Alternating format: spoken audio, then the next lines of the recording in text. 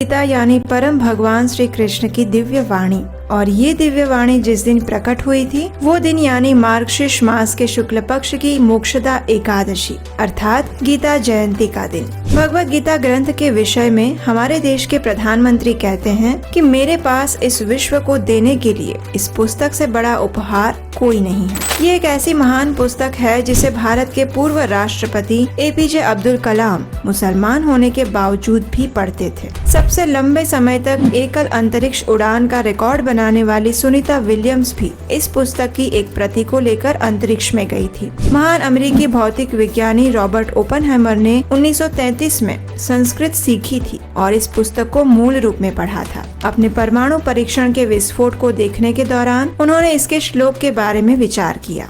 I remembered the line from the Hindu scripture, the Bhagavad Gita. एक ऐसी महान पुस्तक जिसने रूस में तहलका मचा दिया जब अंतर्राष्ट्रीय कृष्ण भावनामृत संघ ने इसका वितरण किया। इसके जबरदस्त प्रभाव को देखते हुए रूसी सरकार ने इसके वितरण पर पूर्ण प्रतिबंध लगा दिया था। श्रीमद् भगवत गीता, जो कि हमारे सनातन धर्म का सार है, किसी परिचय की मोहताज नहीं है। एक और ये महान ग्रंथ हमें परम पुरुषोत्तम भगवान के बारे में दिव्य ज्ञान प्रदान करता है, तो दूसरी ओर वो हमारी रोज की दिनचर्या पर भी प्रकाश डालता है। यदि आप नए साल में नई बुलंदियों को छूना चाहते हैं और सफलता को अपने नाम करना चाहते हैं, तो भगवत गीता के अमृत रूपी ज्ञान को अपने जीवन में अवश्य उतारें। क्या आप अनुमान लगा सकते हैं कि कोई व्यक्ति 1-2 साल नहीं बल्कि 27 साल तक भगवत गीता का अध्ययन करता है और उसके बाद उसका जीवन अभूतपूर्व रूप से परिवर्तित हो जाता है। तो चलिए सुनते हैं एक लघु कथा इस महान नायक के बारे में। जब अंतर्राष्ट्रीय कृष्ण भावनामृत संघ के संस्थापक आचार्य कृष्ण कृपा मूर्ति श्री एसी भक्ति वेदांत स्वामी श्रील प्रभुपाद के प्रिय शिष्य परम पूज्य भक्ति तीर्थ स्वामी महाराज अफ्रीका में कृष्ण भक्ति का प्रचार कर रहे थे, तो उस समय नेल्सन मंडेला अफ्रीका के प्रधानमंत्री थे।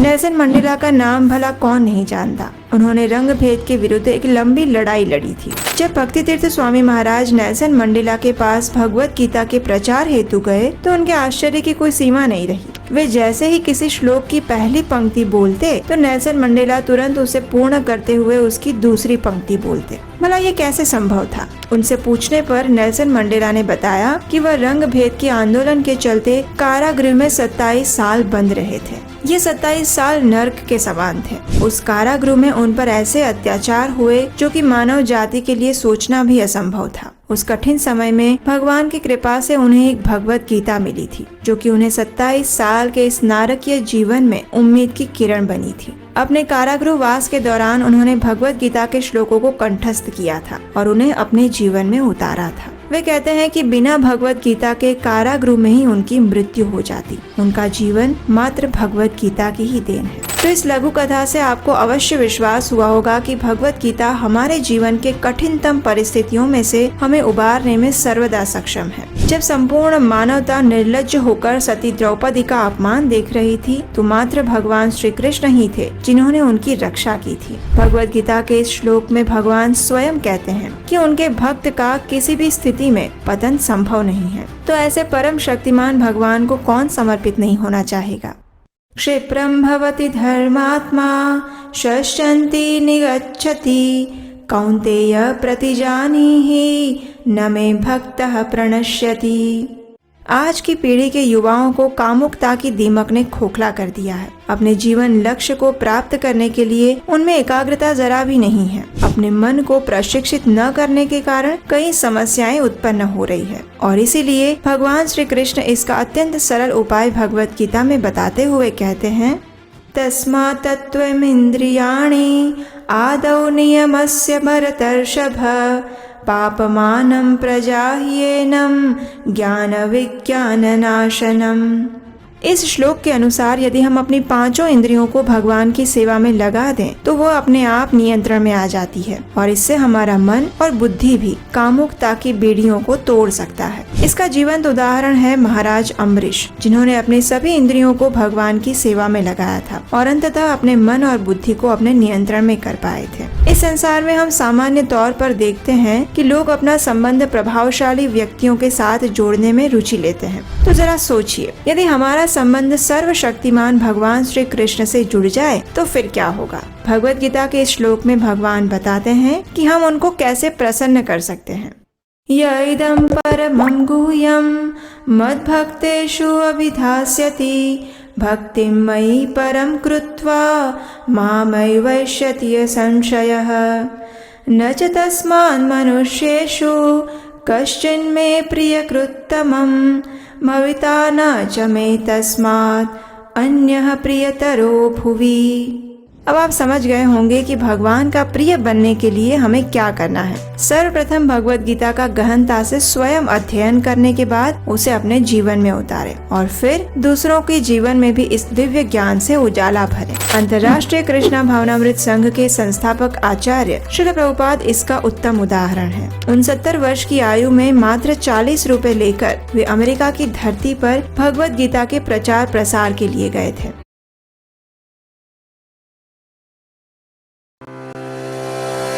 Make the most out of the derivatives market. Trade in futures and options today.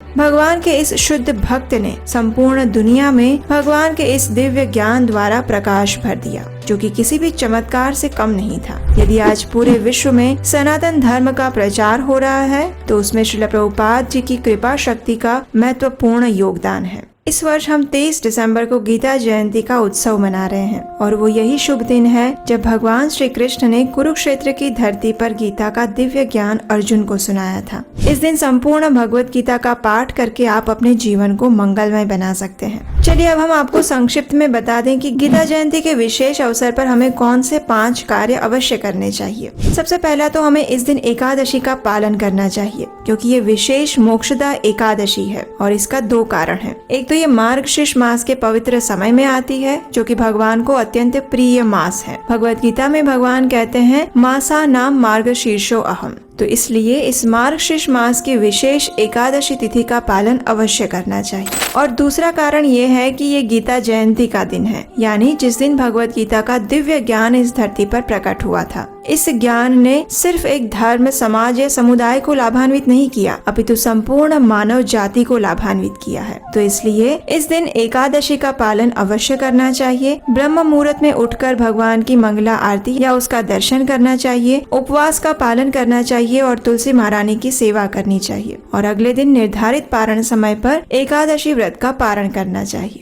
दूसरा कार्य है, इस गीता जयंती पर आपको भगवत गीता का संपूर्ण पाठ करना चाहिए। अगर आप संस्कृत के श्लोकों का उच्चारण नहीं कर सकते तो कम से कम उसका अनुवाद अवश्य पढ़ना चाहिए। गीता में 18 अध्याय हैं और 700 श्लोक हैं और इस पूरी भगवत गीता का पाठ करने में आपको अधिक से अधिक 2 घंटे का समय लगेगा और 2 घंटे का समय आप अवश्य निकाल सकते हैं। तीसरा कार्य है ज्ञान का दान देना। अब देखिए, अन्न, भोजन, वस्त्र, इन सभी का दान देना अच्छी बात है, लेकिन ये दान मनुष्य के साथ कुछ ही समय तक रहता है, जब तक उसका ये शरीर है। लेकिन ज्ञान का दान उस मनुष्य के साथ जीवन में भी रहता है और जीवन के बाद भी रहता है। और भगवत गीता के ज्ञान से बड़ा और कौन सा ज्ञान होगा जिसका आप दान दे सकते हैं। भगवत गीता सभी वेदों का सार है, सभी ज्ञान का सार है और श्रील प्रभुपाद द्वारा लिखित भगवत गीता यथारूप वास्तव में श्री कृष्ण का ही साक्षात स्वरूप है। जैसा कि हमने आगे सुना कि भगवान स्वयं भगवत गीता में कहते हैं कि जो भी व्यक्ति उनके विषय में किसी और को बताता है वो उन्हें सबसे प्रिय है। इसलिए इस गीता जयंती के दिन आपको भगवत गीता का दान देना चाहिए। भगवत गीता का दान आप 2 प्रकार से दे सकते हैं।